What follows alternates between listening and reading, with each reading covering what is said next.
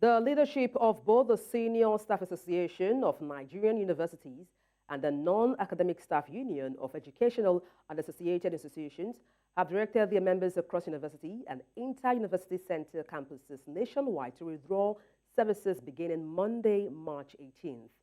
According to a memo signed by the National President of SSANU, Mohammed Ibrahim, and the General Secretary of NASU, Adeyemi, an address to branches of the unions dated Friday, March 15th, the 7-day industrial action is in fulfillment of their earlier threats and ultimatum issued to the Nigerian government by the unions over the unpaid withheld salaries of their members.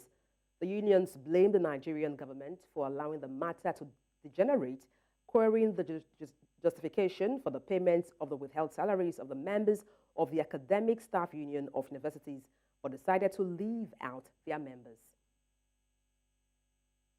And to talk about these, I'm joined live on the news by the president of SSANU, Mohammed Ibrahim. Good morning. Glad to have you join me. Good morning, and thanks for having me. Okay, let me find out from the horse's mouth, why is SSANU and NASU going on strike? Well, we have made this very clear to Nigerians that the issue of going on strike is a painful decision that we have to take in order to press on our demands. Recall that in March 2022, we went on strike for 4 months. We suspended the strike in August after reaching some agreements with the government of Muhammad Buhari then. Thereafter, what we witnessed was that even after agreeing that there was going to be no non-victimization of any of our members for taking part in this strike, we were visited with, with the withholding of our salaries. When this government came on board in May 2023, we made representations to government. We requested that this issue be revisited. And the president of this country, Bola Ahmed Tinubu, in October, gave an approval for the release of the withheld salaries. And in November, we met with the Minister of Education. He did confirm the approval of Mr. President. And in February, that's just last month, our colleagues in the academics were paid 4 months. And we realized that our members were not paid. So we thought it was an error.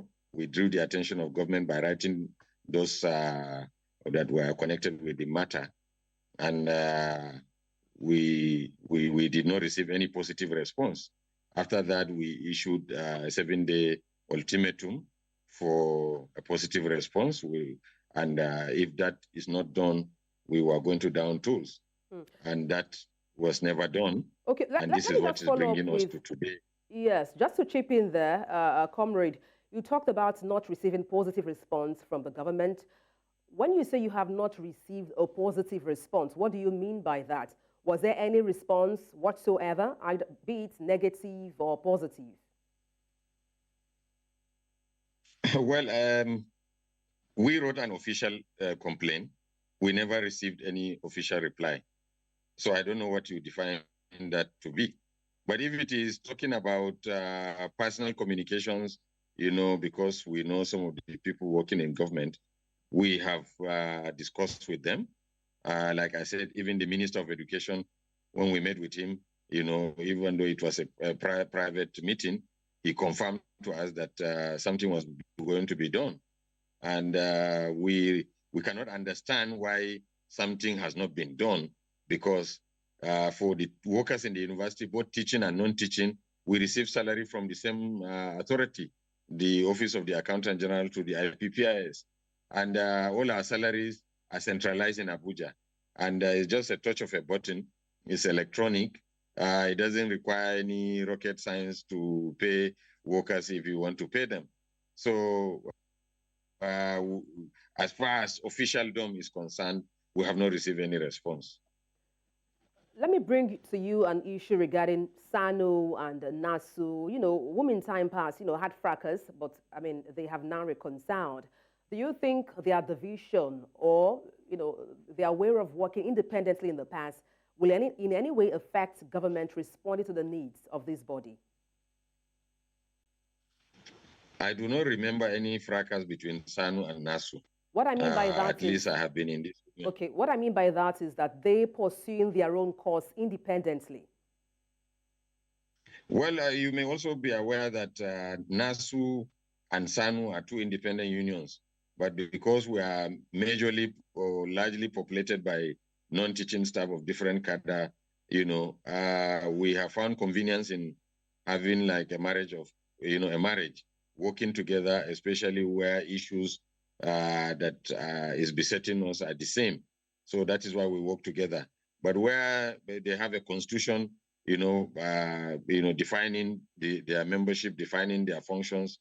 We also have our constitution in SSANU, defining our membership, defining our functions. So where we need to converge and work together, we do. And we have a body called the Joint Action Committee. And we have never had issues, operating at that level. So working together, this is the issue of going on strike together, because that strike what we went for was under the Joint Action Committee of NASU and SSANU.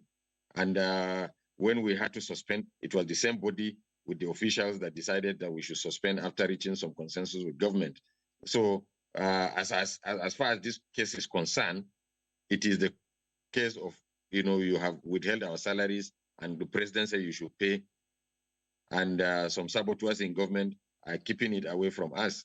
And this is why we have to strike at this point, also to show them that the system cannot operate without the non-teaching staff.